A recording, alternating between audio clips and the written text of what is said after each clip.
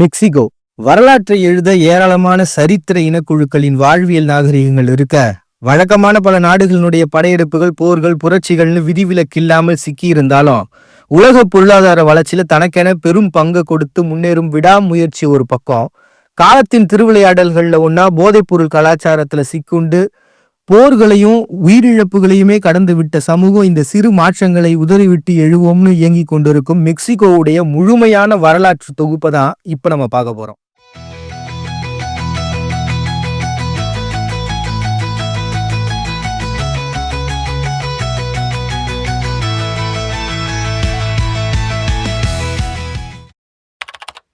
வட அமெரிக்காவில் இருக்க இந்த பகுதியில மனித இனத்தின் வாழ்வியல் தொடக்கம் சைபீரியால இருந்து பெரிங்கியா பாலம் வழியா இடம்பெயர்ந்து அமெரிக்கா உள்ள வந்தவங்க தான். ஆனா மெக்சிகோ பகுதியில கிமு 5000 வருடத்துக்கு முன் வாழ்ந்த ஆதிக்குடி மக்கள் வாழ்வியல் பிரமிப்பின் உச்சமா இருக்கு. மெக்சிகோல கிடைச்ச கல்கருவிகள் 10,000 வருடத்துக்கு முன் வாழ்ந்த மனித இனத்தின் வாழ்வியலை சொல்ல, அதை தொடர்ந்து பாலியோ இந்தியனுங்கிற வேட்டையாடுற இன மக்கள் இருந்து பல பிரிவுகளா இனக்குழுக்கள் பிரிய ஆரம்பிச்சிருக்காங்க. இதுல உலகத்துடைய 6 கார்டல் சிவிலைசேஷன், அதாவது சுயாதீனமா உருவான நாகரிகங்கள் சொல்லக்கூடிய நாகரிகத்துல மெக்சிகோல இருக்கிற ஆல்மெக்ங்கிற கலாச்சாரமும் ஒண்ணு. ஜோஹாஃபில்கோங்கிற இடத்துல மெக்சிகோ அமெரிக்கர்கள், அதாவது இந்த ஆல்மெக்குங்கிற கலாச்சாரம் சார்ந்தவங்களுடைய எச்சங்களா 5000 வருடத்துக்கு முந்தைய மண்பாண்டங்கள் கண்டெடுக்கப்பட்டிருக்கு.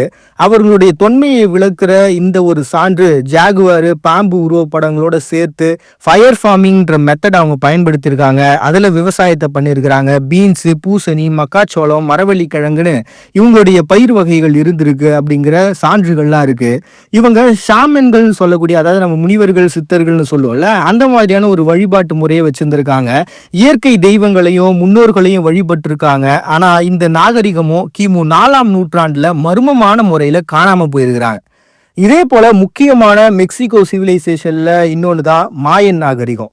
சுழியத்தை கண்டுபிடிச்சவங்க, ஆஸ்ட்ரானமில சிறந்தவங்க, மாயன் கேலண்டர், கிளிப்ஸுங்கிற மாயா எழுத்து முறையை பயன்படுத்தி அதன் மூலமா ஒரு மிகப்பெரிய நாகரிகத்தை கொண்டவங்கன்னு பிரமிக்க வைக்கக்கூடிய நாகரிகம் இவங்க கிட்ட இருக்கு.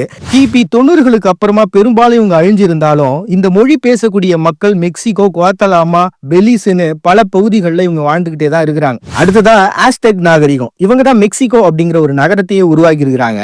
பெரிய சந்தைகளையும் கோவில்களையும் கால்வாய்கள்னு சொல்லி ஒரு சிறந்த ஒரு பழங்குடி நாகரிகத்தை இவங்க உருவாக்கியிருக்காங்க. பல பழங்குடி மக்களை ஒன்னா சேர்த்து ஆண்ட பெருமை இவங்களை சாரும். இவங்களுடைய காலகட்டத்தில் உருவாக்கப்பட்ட பளிங்கு கற்கள்லாம் இவங்களுடைய சிற்ப திறமைகளை வெளில சொல்லக்கூடிய ஒரு சிறந்த கலை வடிவங்களா பார்க்கப்படுது. அடுத்ததான் ஜெப்டோக்ன்ற சிவிலைசேஷன். இவங்களுடைய எழுத்து முறைகள் மெக்சிகோல முதன்மையான எழுத்து முறையா பார்க்கப்படுது. மலைகள் மீது கட்டப்பட்ட அரங்கங்கள், கோவில்கள், விளையாட்டு மைதானங்கள் செழிப்பான ஒரு சமூகமா இவங்களும் இருந்திருக்காங்க.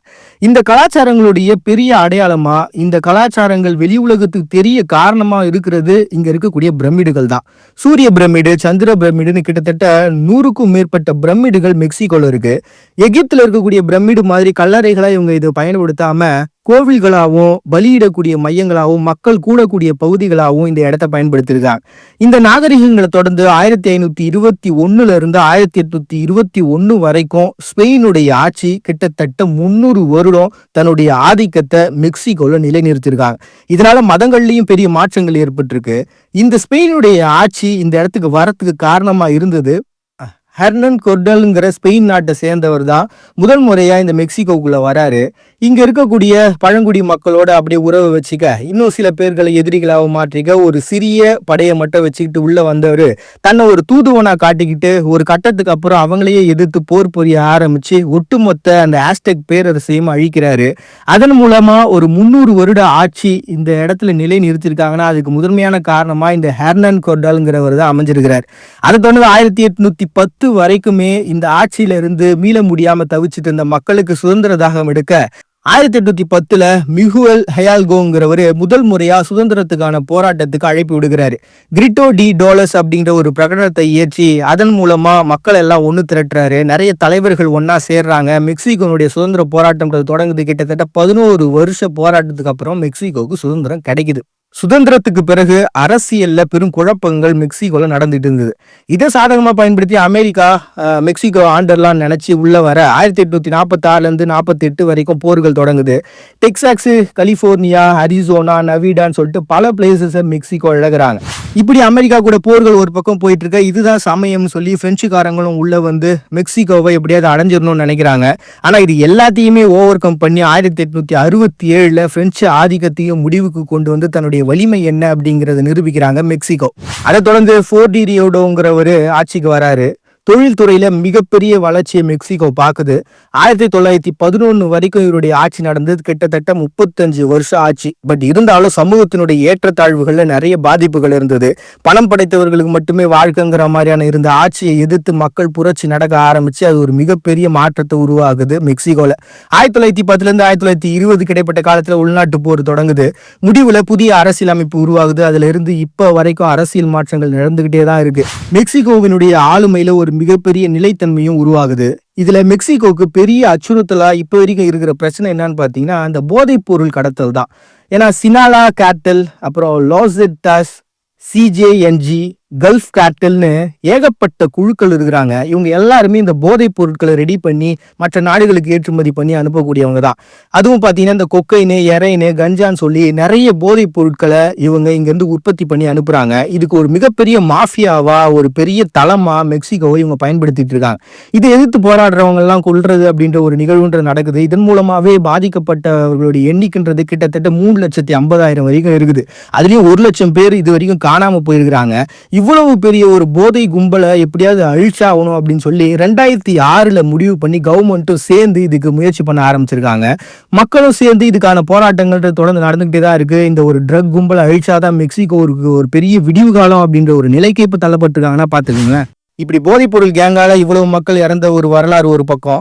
இண்டிபெண்டன்ட் வார்ல மட்டுமே கிட்டத்தட்ட 5 லட்சம் பேர் இறந்திருக்காங்க. அமெரிக்கா மெக்சிகன் வார்ல 50,000 பேர் வரைக்கும் இறந்திருக்காங்க. மெக்சிகோவினுடைய அந்த உள்நாட்டு போர்ல 1 மில்லியன் வரைக்கும் உயிரிழப்புகள் இருந்தது. இப்படி பல உயிர்களை இழந்த சோகமான பின்னணிகளை கடந்து இயற்கையை வழிபட்ட குழுக்களா தொடங்கிய மெக்சிகோ பழங்குடியினுடைய வாழ்வியல் இன்னைக்கு வேற விதமா மாறி இருக்கு. 90% கிறிஸ்துவர்கள், 8% மதமற்றவர்கள், 2% பிற வழிபாட்டு முறைகளை ஃபாலோ பண்றவங்களா மாறி இருக்க, ஸ்பானிஷ் மொழி பேசக்கூடியவங்க 98% இருந்தாலும் பழங்குடிகள் 6% மொழி கலப்போட பேசிக்கிட்டு இருக்காங்க. நஹிவாட் அப்படிங்கிற ஒரு மொழி 1.4% பேசப்படுது. மாயாவினுடைய லாங்குவேஜ் 0.8% பேசப்படுது. மிஸ்டெக் அப்படின்ற ஒரு லாங்குவேஜ் 3.9% பேசப்படுது.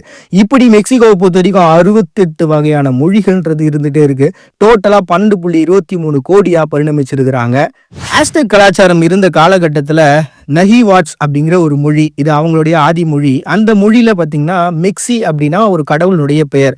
இந்த கடவுள் வாழும் பகுதி, அதுதான் மெக்சிகோ அப்படின்னு சொல்லி இவங்க குறிப்பிட்டிருக்காங்க. அதுதான் காலப்போக்குல இந்த நாட்டினுடைய பெயரா மாறி இருக்கு அப்படின்ற ஒரு கூற்றும் இருக்கு.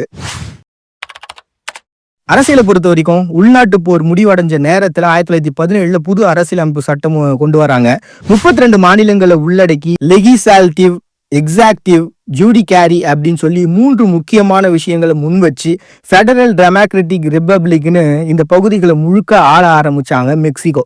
1929ல ஃப்ளூடர்கோ எலியஸ் கால்லேஸ் அப்படிங்கிறவரு PNR அப்படின்ற ஒரு கட்சியை நிறுவுறாரு. அது காலப்போக்கில் PRI அப்படின்ற கட்சியா மாறுச்சு. பட் இருந்தாலும் 2000 வரைக்குமே இவங்க கட்சி தான் ஆட்சியில இருந்தாங்க.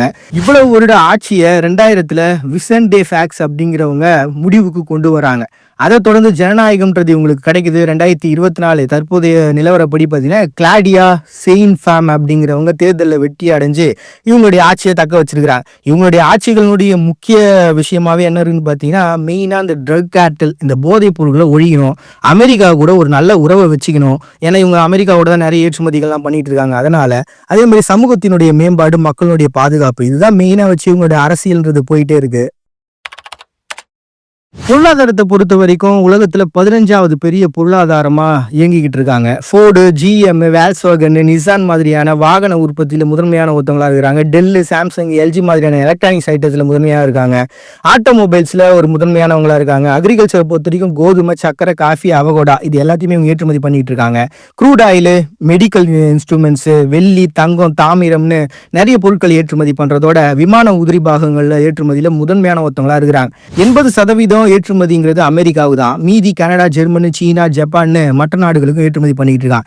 இதை தவிர நேச்சுரல் கேஸ், மரம், ஃபிஷிங், சோலார் எனர்ஜில முன்னணியில ஒரு பொருளாதாரத்தை வச்சிருக்கிறாங்க. நீராதாரங்களை பொறுத்த வரைக்கும் ரியோ கிராண்டே அப்படின்ற நீராதாரம் அமெரிக்கா வழியா ஓடக்கூடிய இந்த ஒரு நதின்றது இம்பார்ட்டன்டான ஒன்றா பார்க்கப்படுது. உசிமேசிண்டா, பெபெல்லாஃபன் அப்படிங்கிற மாதிரியான நதிகள் இவங்களோட நீராதாரங்கள்ல முக்கியமான ஒன்றா இருக்குது. சாக்லேட் 3000 வருஷத்துக்கு முன்னாடி ஆஸ்டெக் மாயா இன மக்கள் கோகோ பீன்ஸை புனித பானமா பருகிருக்கிறாங்க. சாக்லேட் அப்படின்ற வார்த்தையே பார்த்தீங்கன்னா ஆஸ்டெக் மொழியிலேருந்து உருவானது தான். இதுக்கு என்ன அர்த்தம்னு பார்த்தீங்கன்னா கசப்பு தண்ணின்னு அர்த்தமா. 1500க்கு அப்புறமா தான் ஸ்பானியர்கள் மூலமா ஐரோப்பாவுக்கு கொண்டு வரப்பட்டு அதுக்கப்புறம் அதில் இனிப்புலாம் சேர்க்கப்பட்டு மாற்றப்பட்டிருக்கு. பட் இருந்தாலும் சாக்லேட்டினுடைய தாயகமாக மெக்சிகோ பார்க்கப்படுது. வேர்ல்டுலேயே பெரிய பிரமிடு கிரேட் பிரமிட் ஆஃப் சோலுலா அப்படின்னு, இது பரப்பளவுல ரொம்ப பெருசு, மலை போல காட்சியளிக்கும். இப்போ எகிப்தில் இருக்கக்கூடிய பிரமிட், கீசா பிரமிடை தாண்டி மிகப்பெரிய பிரமிடுன்னு சொல்ல போனா உலகத்திலே இதுதான். ஸோ அப்படிப்பட்ட ஒண்ணுக்கு தாயகமா மெக்சிகோ இருக்கு. ஸ்பானிஷ் அதிகம் பேசக்கூடிய மக்கள் இங்கதான் இருக்கிறாங்க. கிட்டத்தட்ட 13.5 கோடி மக்கள் இருக்கிறாங்க. இறந்தவர்களுக்காக நவம்பர் 1-2 மிகப்பெரிய பண்டிகைகள்ன்றது கொண்டாடப்படுது இவங்க நாட்டில். கேவ் ஆஃப் கிறிஸ்டல் அப்படின்னு சொல்லக்கூடிய உலகத்திலேயே பெரிய நெய்கா மெயின் அப்படின்னு சொல்லக்கூடிய ஒன்று இவங்க நாட்டில் இருக்கு. டக்கிலாங்கிற மதுபானம் தயாரிக்கிற ஒரே நாடு இந்த மெக்சிகோ தான். ஏன்னா ப்ளூ அகாவ்ங்கிற ஒரு தாவரத்துல இருந்து தான் இந்த டக்கீலா உருவாக்கப்படுது. இது அதிகமாக பயிர் பண்ற இடம், காலநிலைக்கு ஏற்ற இடமாவும் இருக்கிறது மெக்சிகோவா இருக்கு.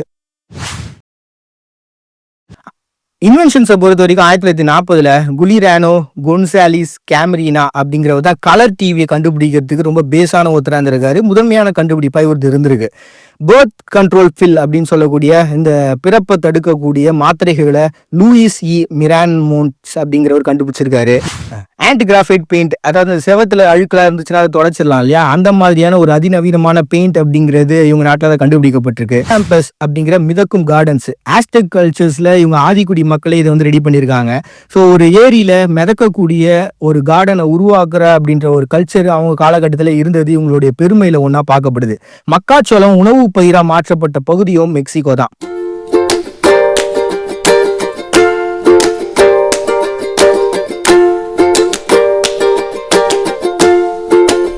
பழங்குடிகளால சிறந்த நாகரிகங்களுக்கு பஞ்சமில்லாத பகுதியா இருந்து வணிகத்தால ஆளுமை ஆசையால சிதைக்கப்பட்டு சுதந்திர தாகத்தால அரசியல் ஆயுதம் கொண்டு மீண்டெழ முயற்சித்த போது போதைப் பொருள் கலாச்சாரம் தடையா நிற்க இருந்த போதும் இன்றைய நாகரிகத்துக்கு முன்னோடிகளா ஒரு காலத்துல நாங்க இருந்திருக்கோம்.